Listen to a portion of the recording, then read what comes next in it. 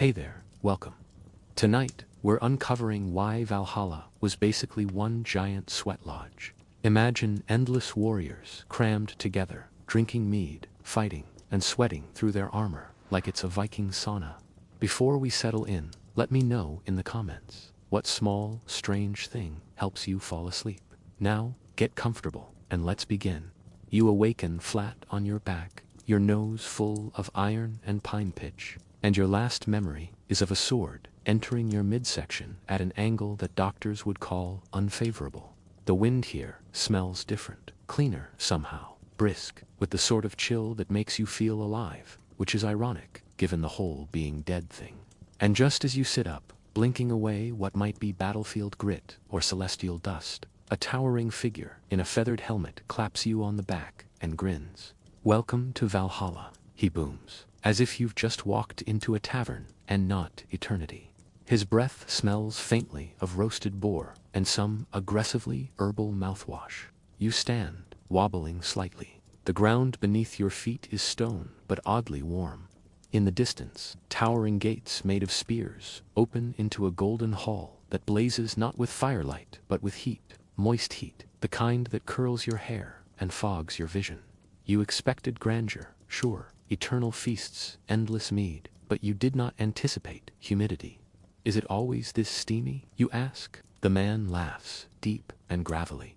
"Aye, you'll get used to it. The Allfather likes it, toasty, keeps the muscles limber for battle." He slaps his thigh in merriment, which sounds like a sack of wet leather being dropped from a modest height. You follow the throng inside, and it hits you like a wall. The scent of sweat, smoke, mead, and meat, all colliding in a glorious storm. Valhalla doesn't smell like heaven. It smells like a locker room that's been blessed by a grill master. Now, to be fair, the Norse sagas never promised scented candles or harp music. Valhalla, after all, is where the Einherjar, the worthy dead, train for Ragnarok, fighting all day and feasting all night. But historians still argue whether the myths described it as a literal afterlife or more of a metaphor for heroic remembrance. One thing's certain, it's hotter than hell's armpit in here. You squint through the haze. Hundreds of warriors, some freshly fallen, others seasoned veterans of the afterlife, are already mid-feast.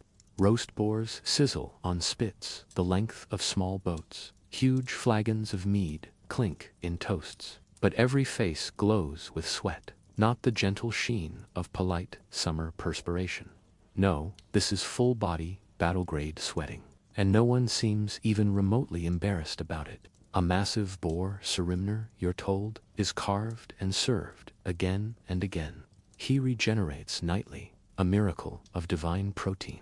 You pick up a slab, dripping with juices, and wonder how long until you develop a meat-based sweat that could peel bark off a birch tree. You seat yourself on a bench that is somehow both scorched and damp. Across from you, a woman in chainmail fans herself with a chunk of shield. "It's the steam," she says, "from the floor vents, keeps the place from freezing over."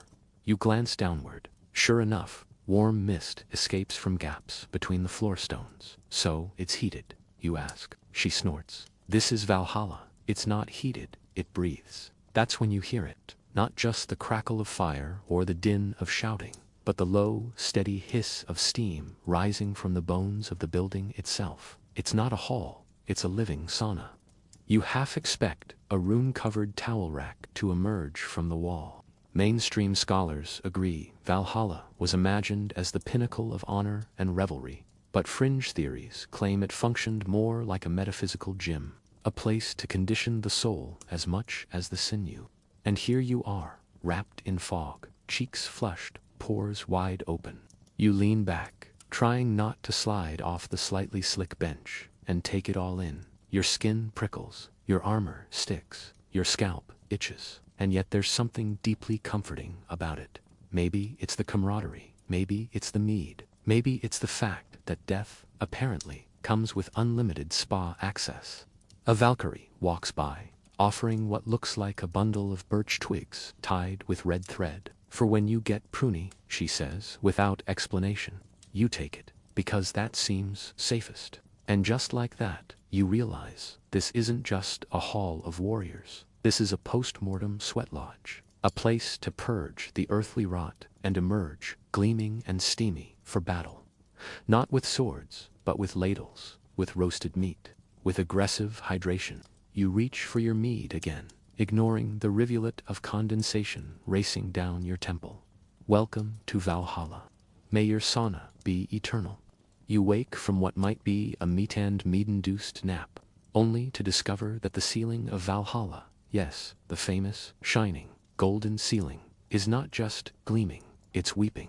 A fine mist drips steadily from above, rolling down beams carved with twisting serpents and runes you half remember from sagas whispered by firelight.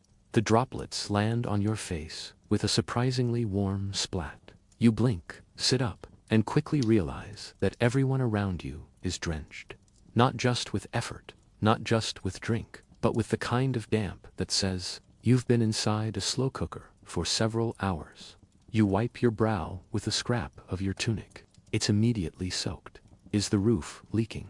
You ask a nearby shield brother, whose beard is matted into something that can only be described as mythically clammy. He grunts. Nay, it's breathing. The hall sweats with us. That's how we know it's alive, right? Because a regular afterlife wasn't surreal enough. He gestures upward with his drinking horn. The steam rises from the floor and hits that gold ceiling, condenses. Then it rains down on us like a warm blessing from Odin's armpit. You eye the ceiling warily. The condensation gathers at the corners, forming golden rivulets that shimmer like molten honey. It's beautiful in a deeply unhygienic way, like living inside a very expensive teapot. Modern scholars often debate whether the depiction of Valhalla's architecture was meant to be literal or symbolic. The roof of shields, mentioned in some texts, may refer to actual defensive arrangements, or simply to the way warriors felt protected beneath it. But here, in your ever-moist corner of the afterlife, it feels plenty literal and vaguely fungal. A Valkyrie breezes by, quite literally. She leaves a trail of misty wind in her wake, and mutters something about dehumidifier rituals being postponed due to mead overflow. You're not sure whether that's a joke or an omen. You try to find a drier seat. No luck. Every bench you touch has absorbed the combined steam and sweat of centuries. At one point, you lean back against a wall and hear an audible squelch. The wall apologizes. You blink and decide not to follow up on that. A quick look around confirms that the warriors of Valhalla have adapted beautifully to this constantly moist ecosystem. Helmets are hung upside down to collect ceiling drips. Shields are used as personal steam deflectors. One particularly enterprising soul has fashioned a poncho out of dried sausage casings. You admire the commitment to theme. You wander toward the far end of the hall, where a massive fireplace roars. Not just with fire, but with a mechanism of boiling stones and channels that seem designed to intentionally increase the humidity. A group of warriors lounges there, half-naked towels slung over their shoulders like ghostly gladiators on holiday. You sit nearby, accepting a ladle of hot water offered by a one-eyed old man with a suspicious resemblance to Odin himself, though he insists he's just a cousin. He waves a hand at the vapor swirling in the air. This, he says, is how we remember we're alive, even after death. It's not the worst logic. In pre-Christian Norse culture, sauna-like spaces were part of everyday life. Archaeological digs in Scandinavia have uncovered bathhouses near longhouses and communal dwellings, places where hot stones were doused with water to create steam. Some even argue these served ceremonial purposes beyond cleanliness, rites of purification before battle, or transitions between life stages. Historians still argue whether such spaces inspired the mythic imagery of Valhalla, or if the sagas merely reflect the everyday lives of their tellers. Either way, your thighs are now uncomfortably sticky, and your boots make a squish-squelch sound with every step. Over at the boarspit, a group of newer arrivals attempts to dry their cloaks by holding them directly over the meat flames. The results are mixed. One cloak catches fire. Its owner cheers and yells. That's what I call a cleansing flame. You suspect that phrase may catch on. Near the central hearth, someone begins a response chant, punctuated by stomping and rhythmic slapping of damp bodies. The floor vibrates with communal energy and questionable hygiene. You don't join in, but your foot taps involuntarily. The beat is catchy. From above, another fat droplet lands on your shoulder. You're certain this one came with a whisper. You try not to think about the implications. So you take another gulp of mead, adjust your tunic, and resign yourself to the idea that Valhalla isn't just a feast hall, it's a sauna with a fight club schedule, a never-ending sweat lodge, where purification comes not from penance, but from repeated exposure to protein, passion, and a surprising amount of mist. And honestly, there are worse eternities. You decide to wander, gingerly, because every step on the sweat-slick stone floor carries the threat of a legendary pratfall, and find yourself drawn to the far corner of the hall where something curious glistens. Not gold, not mead, and not the ever-present condensation, but water trickling in slow, deliberate arcs from the antlers of a colossal stag. There stands Eikernir, the great deer of Valhalla, looming calmly over a moss-ringed fountain you hadn't noticed before. His antlers are vast and twisted like branches of an ancient tree, and from their tips, droplets fall steadily into a pool. No one explains him. No one needs to. He is simply part of the furniture, albeit an extremely moist and mythical one. You step closer. The water is cool, almost cold, and impossibly clear. You lean over, curious if it might help cut through the thick layer of steam clogging your pores. That's when you notice the roots of the deer's pedestal vanish into the floor itself, right into the network of steamy stone vents beneath the hall. You squint. Could this majestic beast actually be hydrating the entire operation? The stag blinks at you slowly, like someone who knows the ending to a story and won't spoil it. You reach out, cautiously dipping a finger into the fountain. It tingles, not in an ominous, magical way, but in that mineral liquorect spa water way that screams sourced from a sacred spring, or at least a glacier with attitude. And then you hear it, a deep gurgle somewhere below. Steam thickens around your ankles. The hall exhales again. There are sagas that claim Eikernir stands on the roof of Valhalla, not inside it, and that the water trickling from his antlers flows into the rivers of the world, even feeding Hvergelmir, the primeval spring at the root of all things. But as usual, historians still argue whether this was symbolic cosmology or just particularly poetic plumbing. In this version of eternity, though, the deer seems content indoors, humming faintly through his nose and misting the room like a sentient diffuser. A Valkyrie with an armful of damp towels breezes by. "Don't stare too long," she mutters. He gets self-conscious. You nod solemnly. Of course he does. Around you, warriors have taken to using the area as a kind of informal cold plunge. A large man with a tattooed scalp and a grin like a cracked stone cannonballs into the shallow pool, sending a wave of crystalline splash across half the hall. A groan follows, not of annoyance, but of bliss. "That's the stuff," he says, wiggling his toes in what you hope is appreciation and not post-mortem cramping. You sidle onto a stone ledge beside the pool, dangling your feet just above the water's surface. The mist here is lighter, less oppressive, tinged with pine and something sweet. Perhaps Eikernir's antlers filter the air. The smell reminds you vaguely of rain-soaked moss and slightly burnt honey. One warrior nearby insists the stag is an extension of Yggdrasil, the world tree, and that the steam rising from the pool is laced with knowledge, like a wisdom-infused humidifier. Another claims he once drank from the antler runoff and briefly remembered all his past lives, including one where he was a goat. You nod politely. Fringe interpretations often try to fold Eikernir into a broader pantheon of natural symbiology. Some think he's a sort of antlered custodian of cycles, regulating not only mist and moisture, but the transitions between battle and rest, between chaos and calm. But, as you sit here, watching him lick his own shoulder, It's hard to see him as anything other than a large, wet deer who moonlights as Valhalla's plumbing supervisor. The condensation on the ceiling seems heavier over this section of the hall. Droplets cling to your hair. Your fingers start to wrinkle, but oddly, you feel more alert, as if the steam here is not just wet, but alive, charged, somehow. You aren't imagining it. You're sweating less now. The heat feels clearer, crisper, controlled. Then the deer sneezes. It's like someone detonated a warm fog bomb directly into your lap. You splutter and laugh. So does everyone nearby. Even the walls seem to chuckle. And somehow, that feels like part of the ritual. This isn't just a hall of warriors. It's a place where heat humbles you, where mist peels you open, and where the sacred stag keeps things from getting too dry or too serious. A warrior nearby hands you a carved ladle filled with cool spring water and says, "Drink this. It'll help your spirit rehydrate."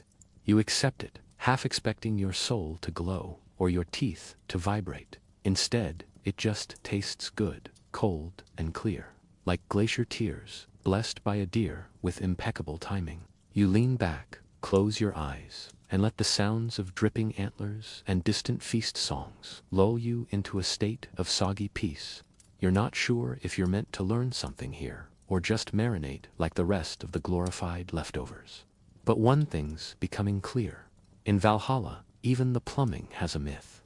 By now, your skin feels like steamed parchment. Your tunic clings in places it has no business clinging, and the air is so thick you could almost chew it. You need relief, a little less shouting, a little more serenity. That's when you spot her, Hyndla, seated beside a low brazier near the hearth, surrounded by bundles of drying herbs and what might be a cauldron, or might be a soup-sized incense burner. You drift toward her, curiosity outweighing any remaining pride. Her expression is unreadable, that eternal half-smile worn by people who either know too much or are about to sell you something. "Sit," she says, patting a wool-covered stone. You sit. It's damp. Everything is. Without asking, she hands you a ladle of birch-scented steam, scooped from a bubbling bowl beside her. The mist wafts upward, curling into your nostrils, over your cheeks, down your spine. It smells like crushed forest and clean sweat, with a whisper of something wild. Juniper, maybe bearberry, possibly leftover bacon grease. "Breathe," she instructs. You do. The steam coats your throat, warms your chest. It's oddly clarifying, like someone is wringing out your lungs with a spruce-scented dishcloth. You're not sure if this is medicine or spiritual manipulation, but it's working. Around you, other warriors gather. Not all are the shouting kind. Some come here for stillness, or at least the quieter parts of afterlife. The glow of the coals throws soft light across their faces, highlighting cheekbones, scars, and occasional leaf tattoos. Hyndla begins murmuring something under her breath, part lullaby, part laundry list, and slowly adds herbs to the brazier. A whiff of valerian root, then thyme. Then a dash of something that smells unmistakably like burning sock. You shoot her a look. "Angelica root," she says, not looking up. "Or maybe something my cousin left behind. It's all the same." You're not convinced, but the heat deepens, now tinged with earthy bitterness. A few warriors nod off beside you, their heads lolling like weary kelp in hot current. You feel your own thoughts start to stretch, then dissolve. In Norse tradition, herbal steam and smoke held both practical and mystical significance. Birch twigs, for example, were often used for physical cleansing, but also symbolic purification. The line between healing and ritual was never sharp. Historians still argue whether these steams served medicinal purposes alone, or played roles in visionary rites, spirit communication, and post-battle mental reset. You open one eye. Hyndla is rubbing a balm into the shoulder of a groaning warrior who claims his soul is caught sideways. She mutters something in Old Norse, then slaps him lightly on the forehead. He smiles and begins to snore. A shield maiden beside you offers a lump of pine resin and explains it's for dental humility. You pretend to understand. No one here wants to seem ungrateful for afterlife spa privileges. A small pot of melted fat is passed around. Apparently, it's a moisture-sealing salve. You cautiously dab some on your elbows and find yourself faintly smelling like smoked ham. No one objects. You close your eyes again. The air around Hyndla's hearth doesn't just warm you, it changes you, gently.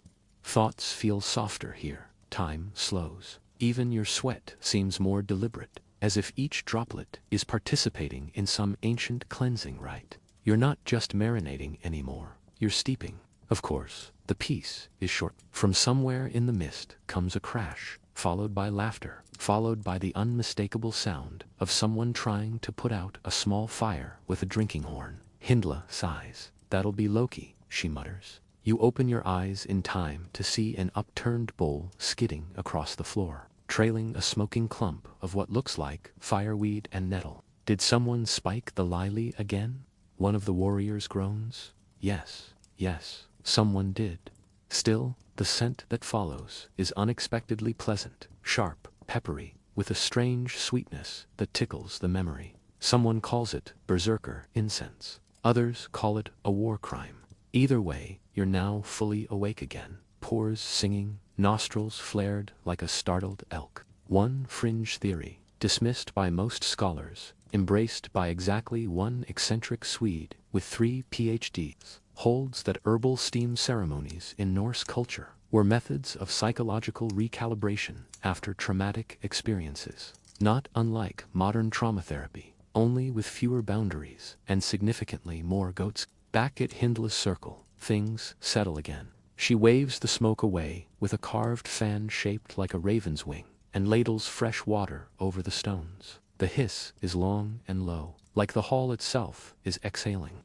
You press your hands to the stones, hot, smooth, radiating something beyond mere temperature. It's tempting to believe the gods left instructions in the vapor, coded messages in the scent trails. Maybe they didn't. Maybe they just liked the feeling of a proper steam. You stay longer than you intended, long enough that the edges of your thoughts blur into something dreamlike, long enough to forget which battle you died in, or what sword you were holding when you fell. But you remember the warmth. You remember Hyndla's quiet humming and the way the heat didn't punish you. It coaxed something clean from the inside out. Eventually, you stand. You bow, because it feels right. She doesn't bow back, but she winks, and that's somehow better. You leave the hearth lighter than when you arrived, a little softer, still sweaty, of course. This is Valhalla, not a towel service. But as you return to the main hall, you realize something's shifted. You're not just surviving the heat now, you're part of it.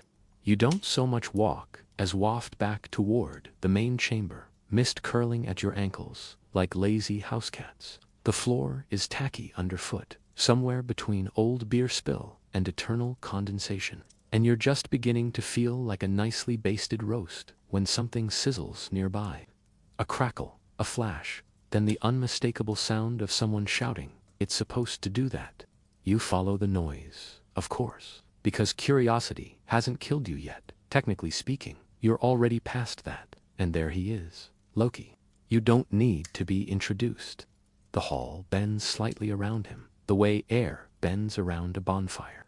He's crouched over a stone brazier, sleeves rolled, tunic half-singed, eyebrows already threatening to evacuate his face entirely. In his hands, a bunch of herbs, petals, and something that looks suspiciously like crushed juniper mixed with last night's leftover roast boar fat. He tosses it all onto the coals with a flair that screams definitely not approved by Odin's Fire Safety Council. A jet of steam blasts upward, perfumed and bright. The scent punches you in the sinuses, part floral, part medicinal, part oh no, that's chili oil. Warriors nearby cough, wheeze, and, confusingly, applaud. Congratulations, says a Valkyrie, fanning her face with a broken shield. You've invented Viking aromatherapy.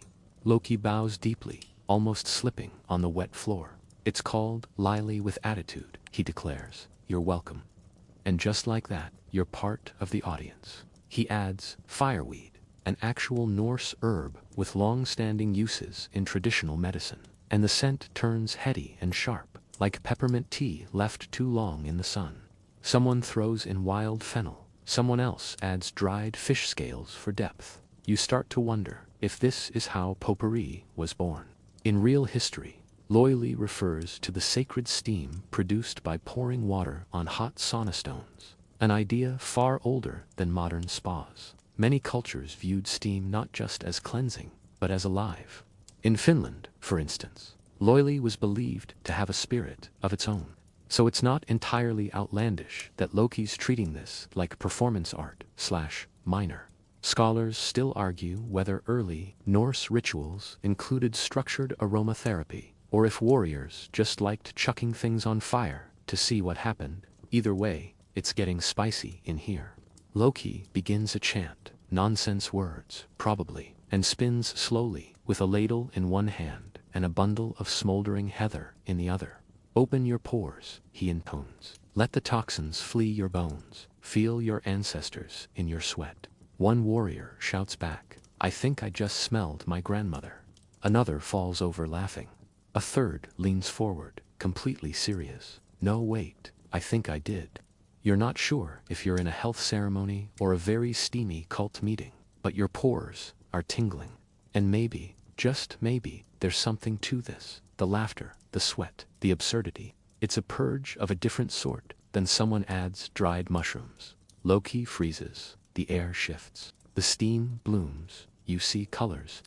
Now, to be fair, the Norse weren't strangers to psychoactive substances. Various mushrooms, particularly the fly agaric, have been linked to berserker rituals, though again, historians bicker over whether that's myth, truth, or a weird case of ancient Viking PR. What is clear is that this new steam smells like forest floor and bad decisions. The room gets louder, then quieter, then slower. You sit.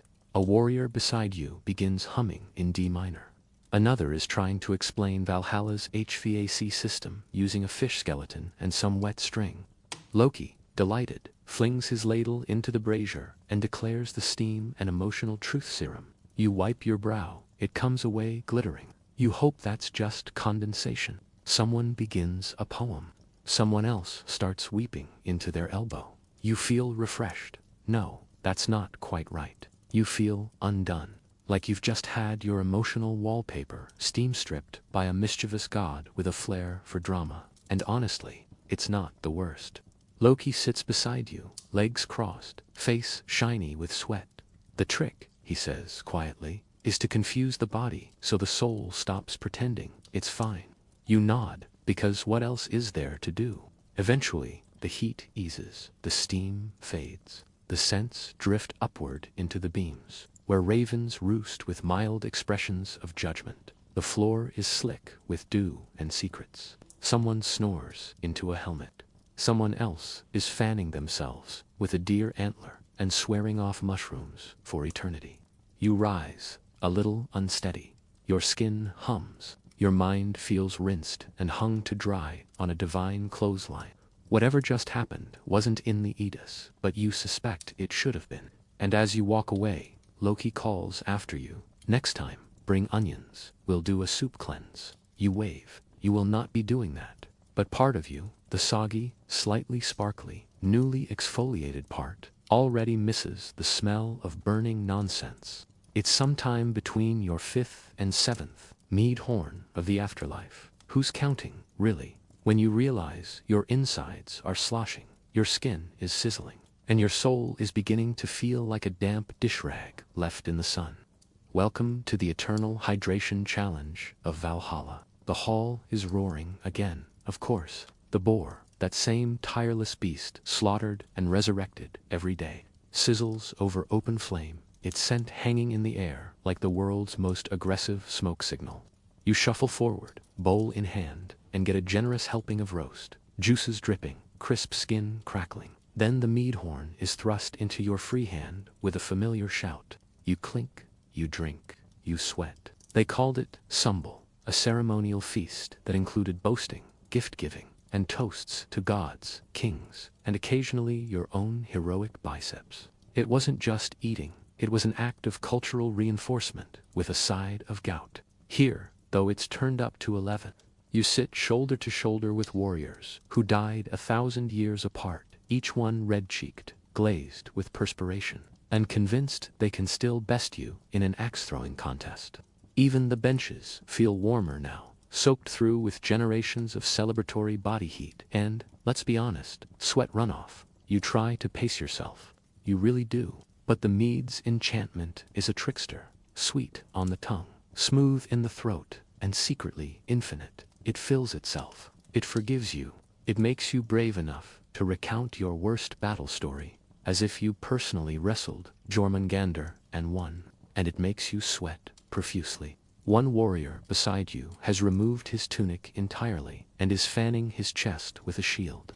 Another is simply lying on the floor under the table, eyes closed, whispering about waterfalls. A Valkyrie walks by, casually refilling goblets and handing out damp cloths like some divine spa attendant with a drinking problem. You take another bite of boar. It is, once again, perfect, crispy, smoky, melting your mouth with just enough salt to ensure your pores immediately burst into applause. And that's the trick, isn't it? This feast isn't just about indulgence. It's a loop, an endless cycle of heat, consumption, sweat, and revival. There's a fringe academic theory, ignored by most historians and adored by amateur reenactors, that Valhalla wasn't meant as a place of comfort, but of constant purification.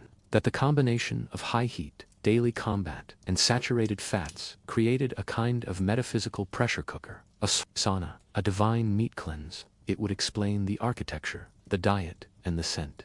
Mead drips down your chin. Your fingers are slick with roast grease. You reach for the napkin you definitely don't have. Every time you wipe your face, the sweat reappears like it's been waiting in ambush. You're becoming your own weather system.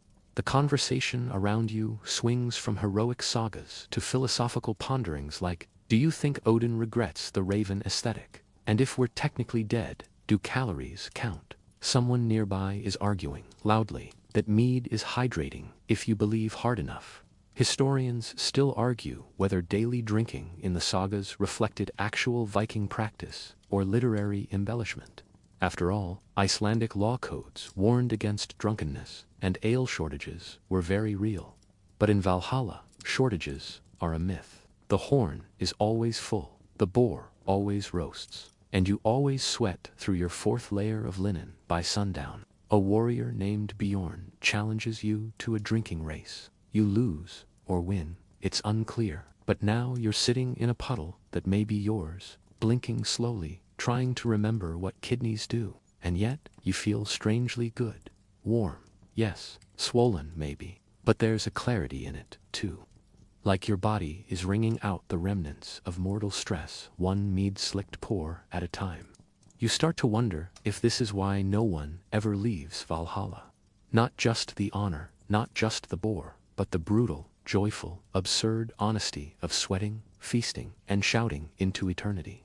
Your stomach gurgles. Could be contentment. Could be the mushrooms from earlier, still playing jazz. Across the hall, a shirtless warrior is attempting yoga poses on a spit bucket. The heat has clearly reached critical brain-melting levels. A Valkyrie size walks over and flips him onto a pillow like she's done this every day since Ragnarok. You make a mental note to sit farther from the fire next time. Not that it'll help. This hall was built to sweat. You dab at your forehead again with the hem of your tunic, which is now wetter than the soup Loki tried to pass off as steam detox. You wonder if anyone in Valhalla has invented towels, or fans, or a basic ventilation system. Someone beside you mutters, "If I die in Valhalla, do I go to second Valhalla?" And you realize you're not the only one feeling the slow cook. Still, when the horn comes round again, you lift it. Your body may be puddling, your fingers may be pruny, but this is the cost of eternity. And strangely, it's starting to make sense. Because maybe heaven isn't a harp-filled cloud palace with angel choirs. Maybe heaven is a meat-fueled sweatbox full of drunk warriors, bad jokes, and unspoken rules about not licking your fingers when the mead horn gets sticky. Maybe you're not supposed to feel clean here. Maybe you're supposed to feel alive. The heat has become a thick, comfortable blanket wrapped tight around your skin. You're no longer sure where your body ends and the hall begins. The wooden beams seem to pulse with the rhythm of a heartbeat too deep for mortal ears. Somewhere nearby, a minstrel's lute twangs a slow, lazy tune, soaked in the same humidity that's turned your hair into a damp mop. You lean back against the bench and watch the steam swirl lazily through the air, drifting toward the rafters where shadows twist like ancient runes waiting to be deciphered. The glow of the fire catches the beads of sweat on your forehead and turns them into tiny jewels, each one a testament to this endless sauna that is Valhalla. This heat, this endless sweat, is more than a discomfort. It's a ritual, a constant reminder of the warrior's journey. Historians often note that the Viking hall was not just a place for feasting, but a sacred space where physical endurance met spiritual transcendence. The sauna-like conditions of Valhalla echo real Viking practices of heat purification and communal bonding in their bathhouses. Yet, the eternal heat of Valhalla is pushed beyond any earthly sauna into mythic exaggeration, a steam lodge of the gods, a divine sweat lodge. You hear a murmur from the corner, a group debating whether the heat of Valhalla is a blessing or a curse. Some claim the relentless warmth softens the edges of rage and grief, while others argue it's a perpetual trial, testing the mettle of fallen heroes forever. It's the kind of debate that historians still argue about. Was Valhalla a peaceful paradise, or a fierce, relentless forge for warrior souls? You feel the weight of the discussion in the air, thick as the steam. But then, Loki strolls by, dripping wet and grinning like a mischievous fox who's just invented a new prank. Who wants a steam with a side of chaos? He asks, tossing a handful of crushed pine needles into the fire. The pine scent bursts through the mist, sharp and fresh, cutting through the heavy musk of sweat and roasted meat. It's strangely invigorating, like breathing forest air after days trapped underground. You inhale deeply and feel a flicker of clarity in the fog of warmth. Nearby, a warrior recounts a tale of a berserker who, legend has it, sweat so profusely during battle that his enemies slipped on the puddles and fell, defeated by nothing more than his sheer bodily fluids. The tale is met with laughter and disbelief, but also a grudging respect for the raw power of Valhalla's heat. As the night deepens, you notice the subtle rituals unfolding around you. Warriors dip their hands into steaming bowls, dabbing their faces and necks, as if to channel the cleansing properties of the steam. Some share herbal infusions, mixtures of heather, juniper, and other Nordic botanicals, passed from hand to hand like sacred talismans. You realize this is a communion of sweat and scent, a ceremony both ancient and ongoing. One of the quirkiest details comes from a whispered legend that the Valkyries themselves would sprinkle the steam with crushed ambergris, yes, whale vomit, to enhance the hall's mystical atmosphere. Oddly enough, it was prized as a perfume, believed to have intoxicating effects on gods and men alike. You wonder if that explains the strange mix of aromas that sometimes make you think. You're swimming through a sea of expensive cologne and burnt marshmallows. Your skin glistens with moisture, the heat pushing you toward a kind of trance. The mix of firelight, laughter, and herbal steam makes the edges of reality blur. You find yourself drawn into the stories swirling around the hall, the legendary battles, the lost loves, the absurd mishaps of gods who never quite got the hang of eternity. You chuckle softly when someone recalls a story of Odin himself, known for his wisdom but apparently not for his laundry skills. Legend says his cloak was perpetually soaked with sweat and mead, earning him the nickname the Drippy One among the less respectful Valkyries. Whether true or not, it paints a very human picture of the Allfather, and one that resonates with your own increasingly soggy state. Historians still debate how much of Valhalla's depiction is poetic license versus a reflection of Norse cultural practices. Was it really a place of endless battle and feasting? Or was it more symbolic, a metaphor for life's cyclical struggles and rewards? You suspect the truth lies somewhere in the steaming middle. You glance around and see a pair of warriors engaged in a playful wrestling match, their laughter echoing through the hall like the crackle of the fire. The heat does strange things to the mood, turning tension into camaraderie, fatigue into shared exhilaration. It's as if the sweat itself dissolves barriers between gods and mortals, past and present, strength and vulnerability.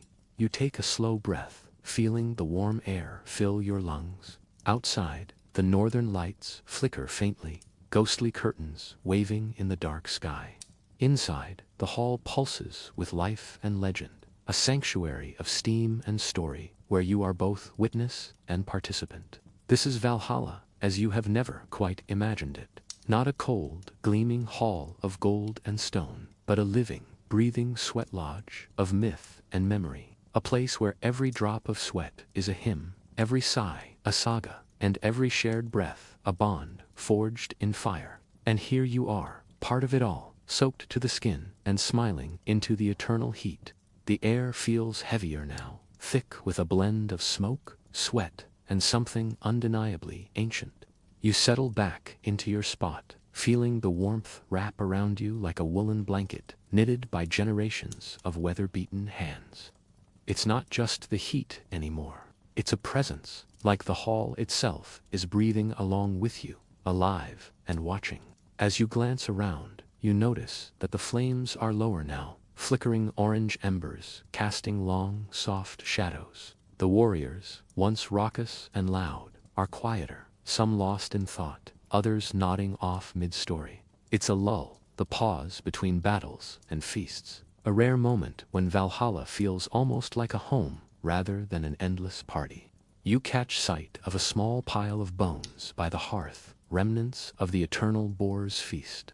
Despite its perpetual regeneration, the boar's skeleton is said to grow ever longer, its bones piling up as a reminder of time's passage, even in this timeless place. A fascinating little paradox, isn't it? In a realm where days stretch into infinity, there's still the accumulation of what once was. Historians have long debated the symbolic meaning of this endless feast and the regenerating boar. Some say it's a metaphor for the cycles of life and death. Others that it's a reflection of the Norse understanding of the afterlife as an ongoing, living experience rather than a static resting place. Either way, it's oddly comforting, like a promise that even in eternity, things can start fresh. A nearby warrior leans over, offering you a hand-carved wooden cup filled with something frothy and bitter. "Try this," he says with a grin. "It's Skyer Way, great for cooling down the furnace inside." You take the cup, the tangy liquid, a sharp contrast to the heavy sweetness of mead. It's a refreshing reminder that even in the sweltering heat of Valhalla, small comforts persist. A fringe theory suggests the Vikings may have used fermented dairy products, not just for nutrition, but to soothe the effects of intense heat and exertion, a kind of ancient sports drink. It seems like the hall's menu is more varied than you'd guessed. You sip slowly, feeling the coolness spread through you like a gentle wave. Around you, the murmurs start again, conversations about the strange nature of eternity, the peculiar etiquette of feasting with gods, and whether Loki ever actually pays for his pranks. You think about Loki's lily with attitude experiment from earlier, the way the steam had mingled with herbs, mushrooms, and of course, his brand of chaos. It was a wild concoction, one part spiritual cleanse, one part psychedelic trip, and one part reminder that Valhalla is never quite what you expect. The hall vibrates with a mix of laughter, storytelling, and the soft rustle of furs. It's a sensory tapestry woven from centuries of memories and moments, each thread shining with its own light. You realize that the heat, the sweat, the scent of burning herbs, it's all part of the fabric here. A living ritual that ties the fallen to the gods, the past to the present. Someone starts reciting a poem in a deep, rolling voice, an epic saga about Thor's hammer and a giant who underestimated the power of sweaty determination. The rhyme is rough but heartfelt, and you can't help but smile. In Valhalla, even the poets break a sweat. You remember that historians still debate the extent to which these sagas reflect real Viking beliefs versus literary embellishments by later generations. Some argue the poetic tradition shaped the mythology more than the mythology shaped the culture. It's a tangled web, much like the steam curling above the hearth. Outside, the night is cold and crisp, a stark contrast to the sauna you've come to inhabit. You think about the journey that brought you here, the countless warriors who fought and fell, and the strange promise that awaited them, a place of eternal honor, yes, but also eternal heat. You close your eyes, feeling the warmth seep into your bones, the pulse of the hall syncing with your own. It's a reminder that even in the afterlife, there are lessons to be learned, friendships to be forged, and moments to be savored, no matter how drenched in sweat they might be. And as the fire crackles softly, sending sparks dancing toward the rafters, you realize that this is not just Valhalla. It's a giant, mythic sweat lodge, a sanctuary of stories and steam, where the past is alive and the present is always warm. You lean back, breathe deep, and let yourself sink into the gentle embrace of the hall's endless heat. The fire's glow dims slightly, casting the hall in a softer, more intimate light, like the fading embers of a long day's tale. You feel the lingering warmth seep deeper into your muscles, easing the stiffness you didn't realize you had from the battles fought and stories told. It's a strange kind of relief, like the aftertaste of a particularly strong brew, surprising and soothing all at once. Around you, the warriors have grown quieter, some sprawled across benches or the floor, dripping sweat and murmuring soft conversations about glory, honor, and the peculiarities of eternal feasting. It's a hum of contentment, not exhaustion, a reminder that this is no ordinary hall. It's a living, breathing space where time folds and twists like smoke above the fire. You notice a Valkyrie moving gracefully through the crowd, her eyes bright and amused. She carries a steaming bowl of herbs, juniper and birch. You recognize the scent, passing them around with a nod. Apparently, even in Valhalla, a touch of herbal medicine goes a long way to soothe the skin and cool the spirits. You accept the bowl gratefully, letting the warmth of the brew mingle with the lingering heat on your skin. It's curious how the notion of Valhalla as a giant sweat lodge fits with what you know about Viking bathing practices. Historically, Vikings valued cleanliness and had sophisticated bathhouses, some heated with saunas and steam.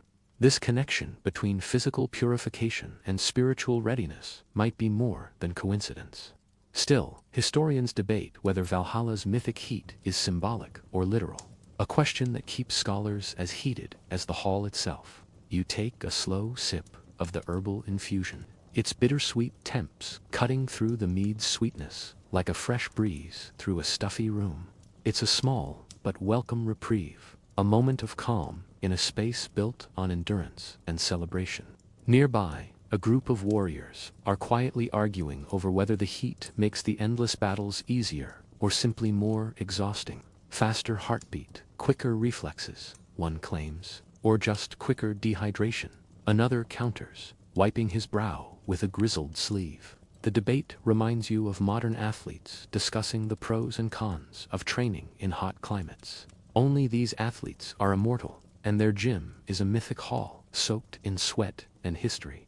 Then, as if on cue, a bard begins to sing a low, haunting melody about the god Heimdall, whose senses are so sharp he can hear the grass grow, and perhaps even hear you muttering about how many times you've had to change your tunic today. The song weaves through the steam like a gentle wind, settling your thoughts and inviting a rare quietude. You watch the shadows dance on the walls, tracing shapes that seem to morph between animals, gods, and forgotten warriors. The interplay of light and smoke reminds you that Valhalla is a place of transformation, where identities blur and stories intertwine. It's a place where you are at once yourself and part of something far greater, wrapped in a sauna of legend and sweat. A quirky bit of Norse lore floats to the surface of your mind, that the gods themselves might have needed these moments of heat and cleansing to prepare for the chaos of Ragnarok. Perhaps the sweat lodge was not just a hall of feasting, but a training ground for the end times. It's the kind of theory that makes you grin, imagining Thor pausing mid-battle to towel off before hurling Mjolnir again. You reflect on the ongoing scholarly debate about how Norse myths evolved over centuries, absorbing influences from neighboring cultures and oral traditions. Was Valhalla's heat always central to its identity, or did storytellers amplify it to emphasize endurance and purification? There's no definitive answer, but the mystery adds another layer to the hall's ever-steaming tapestry. As you take another sip from your bowl, you feel the heat settling into your bones, the fatigue turning into a deep, satisfying tiredness. It's the kind of weariness that whispers of rest, even if rest itself is an unfamiliar concept here. The laughter and murmurs soften further, the hall preparing for another round of stories, another wave of energy to ride on the tide of warmth. And you, soaked and smiling, find yourself part of this eternal rhythm, caught between sweat and song, between fire and friendship. You close your eyes briefly, letting the heat and noise blur into a soothing hum, the pulse of Valhalla syncing with your own steady heartbeat. The heat has mellowed to a gentle, all-encompassing warmth that cradles your body like a soft, endless hug. You feel as though you've been steeped in the hall's very essence, a broth of steam, stories, and shared sweat that has seeped into every fiber of your being. The fire's last flickers paint the walls with golden hues, and the shadows grow long and sleepy, stretching like yawns across the wooden rafters. Around you, the hall is winding down, the once boisterous crowd now nestled in comfortable silence or soft whispers. Even the boar's eternal feast seems quieter now, its bones stacked higher, as if resting from their endless cycle of regeneration and consumption. It's strange to think that in this timeless place, the passage of time is marked not by clocks, but by the slow, rhythmic breathing of those who dwell here. You inhale deeply, the mingled scents of burnt pine, herbs, and sweat filling your lungs, settling your mind. It's a cocktail you didn't expect to savor, but now can't imagine life without. This isn't just Valhalla, it's a giant sweat lodge, a sanctuary where the physical and spiritual meet in a steamy dance that has lasted for centuries, or perhaps forever. A soft chuckle drifts your way as a nearby warrior recounts a tale of a time when Odin supposedly lost a sweating contest to a frost giant. The idea of the Allfather, wise and solemn, breaking into a sweat and losing face is so absurd, it's perfect. A reminder that even gods can be fallible, and that Valhalla's heat is democratic in its embrace. Historians still argue whether these humorous stories were part of the original oral tradition or later embellishments designed to humanize the gods. Either way, they add a welcome dash of levity to the otherwise epic and eternal heat fest that is Valhalla. You lean back, letting the warmth seep deeper, your muscles relaxing, your breath slowing. The hall hums quietly now, a lullaby woven from crackling embers and the soft rustle of furs. The world outside feels distant, irrelevant. Here, there is only the warmth, the stories, the shared experience of those who have come before you and those who will follow. The heat, the sweat, the scent, they are all threads in this vast tapestry of myth and memory. A reminder that life, even after death, is about endurance, connection, and sometimes just surviving the sauna without looking ridiculous. As your eyes grow heavy, you think about the day's journey, how you've wandered through halls of steam and laughter, battled heat and fatigue, and found unexpected comfort in the shared misery of eternal warmth. Valhalla may be a sweat lodge, yes, but it is also a place of belonging, of stories passed down like a well-worn cloak, and of a camaraderie that transcends time.